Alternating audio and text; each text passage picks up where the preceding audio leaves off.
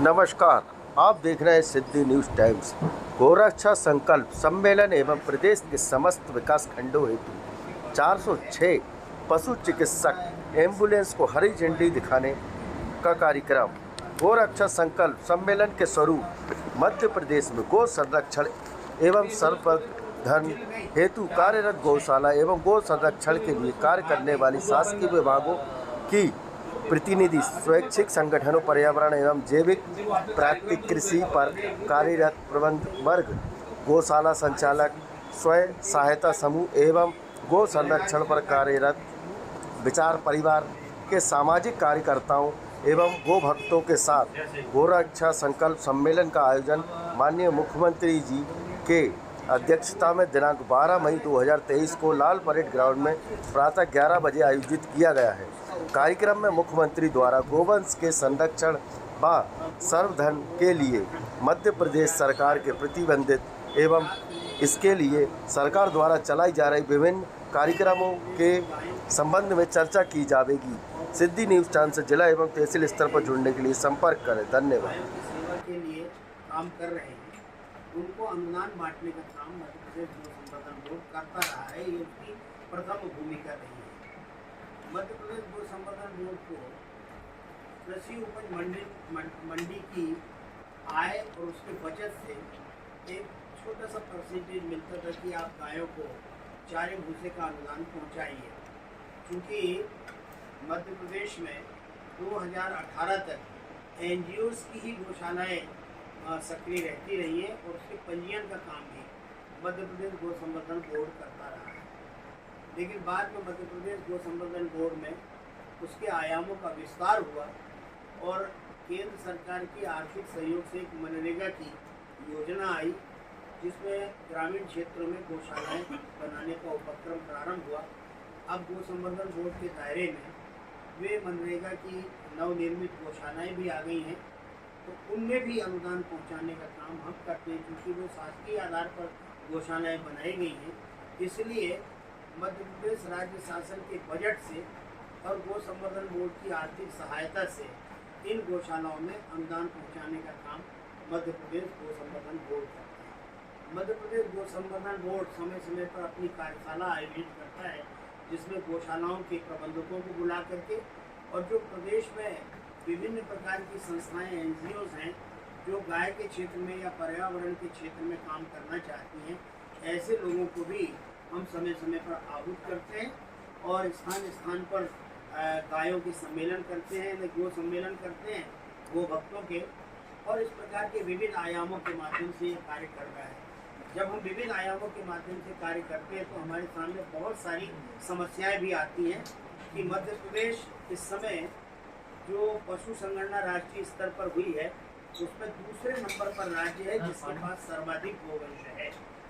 और मध्य प्रदेश में जितना गोवंश है उतने गोवंश को ध्यान में रखते हुए मध्य प्रदेश में किसानों के द्वारा, गोपालकों के द्वारा जो गोवंश दुधारू नहीं है, जो गोवंश अब कृषि कार्य के उपयोग में बैल नहीं है, तो ऐसों को अनार्थिक और अनुपयोगी मान करके गाँव के लोग छोड़ते हैं। तो ऐसे गोवंश की चिंता करना भी मध्य प्रदेश गो संवर्धन बोर्ड का काम है। और इसमें जो गौशालाएँ हमारी बनकर तैयार हो गई हैं, उन गौशालाओं में इन गोवंश को पहुँचाने का काम और उनकी देखरेख का काम गो संवर्धन बोर्ड करता है। समस्या यह है कि सड़कों पर घूमने वाला गोवंश घायल हो जाता है, तो उनके उपचार की कोई समुचित व्यवस्था नहीं होती। इसलिए केंद्र सरकार से हमें जो आर्थिक अनुदान मिला, उस आर्थिक अनुदान के आधार पर हमें 406 एम्बुलेंस वो उपचार वाहन यानी काऊ एम्बुलेंस हमको मिली है और उनको अब हम मध्य प्रदेश के 313 विकास खंडों में भेजने का काम कर रहे हैं। ये सारा आयोजन पशुपालन विभाग और गो संवर्धन बोर्ड का मिला जुला आयोजन है। माननीय मुख्यमंत्री जी को मुख्य अतिथि के रूप में हमने उन्हें 12 तारीख को लाल परेड पुलिस ग्राउंड में आमंत्रित किया है और उस दिन प्रदेश भर के हमारे जो डिप्टी डायरेक्टर्स हैं या गौशाला संचालन करने वाले हैं, 2-2, 4-4 प्रतिनिधियों को हमने आमंत्रित किया है। उनकी गरिमापूर्ण उपस्थिति में माननीय मुख्यमंत्री जी उन एम्बुलेंस को सौंपेंगे जिलों को, और ये एम्बुलेंस 313 विकास खंडों में जाएंगी। और एक नंबर भी हमने जारी किया है जिसका नंबर है 1962। उस नंबर पर फ़ोन करने पर हमें लोकेशन मिल जाएगा कि कहाँ किस इलाके में गोवंश घायल पड़ा है या बीमार पड़ा है, तो उसके उपचार के लिए वो वाहन पहुंच जाएंगे। वाहन में वो सारी सुविधाएं हैं जो एक एम्बुलेंस में प्राथमिकता के तौर पर होनी चाहिए। एक पशु चिकित्सक, उनके साथ एक कंपाउंडर जिसको हम AVFO कहते हैं, और एक वाहन चालक। इस प्रकार से ये सुविधाएं मुहैया कराई जा रही हैं, क्योंकि बहुत दिनों से ये मांग की जा रही थी। इसी आयोजन के निमित्त आप सबको सूचना देने के लिए हमने आपको यहाँ आमंत्रित किया है। कुछ बातें हमारे राम रघुवंशी जी आपको बताएंगे। हमने एक नीति निर्माण करने की भी योजना बनाई है। कुछ कार्यकर्ता, कुछ NGOs और कुछ हमारे जो निकटतम सहयोगी संगठन हैं, जैसे सरकार के सहयोगी संगठन हैं, ऐसे लोगों के प्रतिनिधियों को हमने बुलाया है, जो NGOs के माध्यम से जो एक्सपर्ट्स लोग हैं, कि कोई जैविक पर काम कर रहा है, कोई प्राकृतिक खेती पर काम कर रहा है, कोई संवर्धन पर काम कर रहा है। संवर्धन का मतलब है स्वदेशी गोवंश में नस्ल सुधार, दुधारू गोवंश प्रदेश में कैसे तैयार हो, क्योंकि सड़कों पर घूमने वाला जो गोवंश होता है वो दुधारू नहीं होता है, क्योंकि दूध देता तो किसान अपने घर में बांधता, बैल अब उपयोगी नहीं हो गया खेती किसान का तो उसने छोड़ दिया। तो ऐसे गोवंश को ही हम गौशालाओं में रखते हैं। उनका गोबर होता है, गोबर के माध्यम से गोबर का प्रोसेस करते हैं, गोमूत्र का प्रोसेस करते हैं। केंद्र सरकार की गोवर्धन न्याय योजना है, उस योजना के अंतर्गत बायो CNG प्लांट्स वगैरह लगाना। तो इस प्रकार का एक सर्वे का काम, और इसके साथ साथ ऊर्जा विकास निगम के सहयोग से ये सारे कार्य हम करने जा रहे हैं। धीरे धीरे गौशालाएं आत्मनिर्भर कैसे बने, स्वावलंबी कैसे बने, ये सारी बातों पर हम एक गोष्ठी भी करेंगे, और उस गोष्ठी से जो निष्कर्ष निकल के आएगा उसके लिए मध्य प्रदेश शासन की गो पालन की, गो संरक्षण की एक रोड मैप हमने 2018 में बनाया था। उसका नाम था किसानों की फसल सुरक्षा और गोवंश का, प्रदेश के गोवंश का संरक्षण। उस रोड मैप को माध्यम बना करके और जो सारे सुझाव आएंगे उसकी जो नीति निर्माण होगी, और उस नीति के आधार पर माननीय मुख्यमंत्री से हम निवेदन करेंगे कि कोई ऐसी सार्थक घोषणा आपके श्रीमुख से हो कि हम सब लोग उस दिशा में समाज के सहयोग से, पब्लिक पार्टिसिपेशन भी हमारा एक पक्ष है कि बिना समाज के सहयोग से, क्योंकि अंततः गोवंश समाज का ही है। जिनका गोवंश है वो गौशालाओं में प्रबंधन की दृष्टि से पार्टिसिपेशन करें, और भारतवर्ष में जो गोग्रास निकालने की परंपरा रही है वो लुप्त और सुप्त ना होने पाए, उसके लिए भी हमने एक कारगर योजना बनाई है, नीति बनाई है। वो माननीय मुख्यमंत्री जी के श्रीमुख से घोषणा होगी। उसका क्रियान्वयन के लिए शासन, प्रशासन और अनुशासन में रहने वाले आम पब्लिक, हम सब लोग तीनों विधाएं, शासन, प्रशासन और अनुशासन मिल करके हम इस कार्य को करने का मन बनाते हैं। और ये NGOs प्रकोष्ठ के जो बंधुओं को हमने बुलाया है, आदरणीय 12 मई को एक बड़ा कार्यक्रम है, काऊ एम्बुलेंस और ये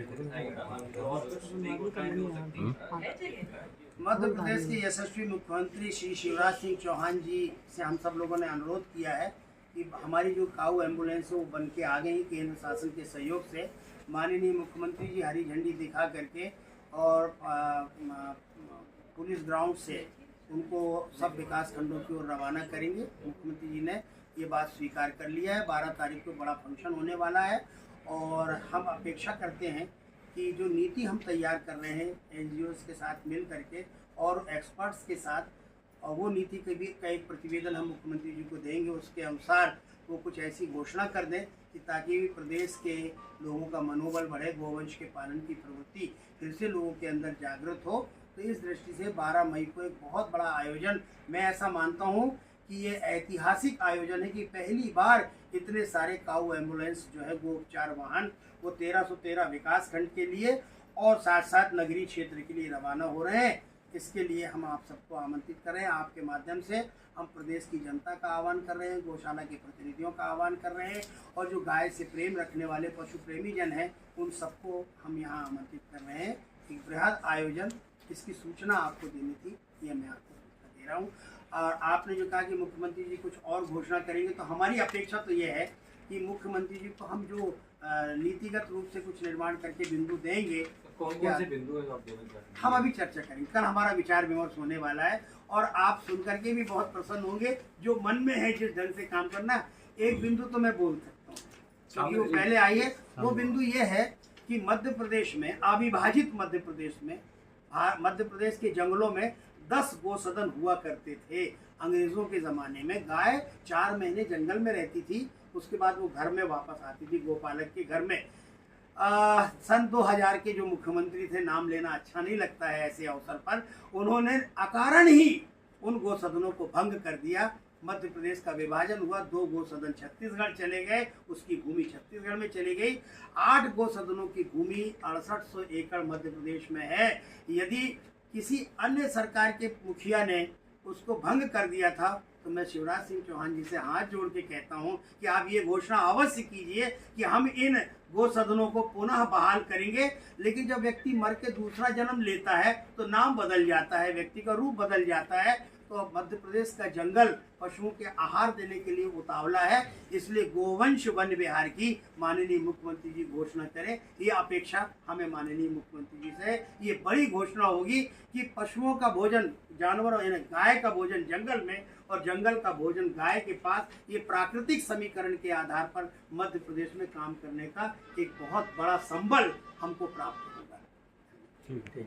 काफी खर्च होते हैं, मतलब ये मैं हमेशा बात करता हूँ। नंबर 1 भूसे के लिए पैसा चाहिए गौशालाओं को, नंबर 2 मानव प्रबंधन के लिए पैसा चाहिए, नंबर 3 बिजली और पानी के पैसा चाहिए। ये तीनों खर्च की व्यवस्था ऑटोमेटिक कैसे हो जाए बिना पैसे लगाए, इसलिए भी हमारा विचार चल रहा है। हम जैसे देखते हैं कि चरनोई भूमि बड़ी संख्या, बड़ी मात्रा में मध्य प्रदेश के अंदर है। उस भूमि पर जो किसान खेती भी करते हैं, बाकी लोगों की अंडर में भी रहती है, तो समाज से ये आग्रह कर रहे हैं कि वो दान करें, भूसे का दान करें।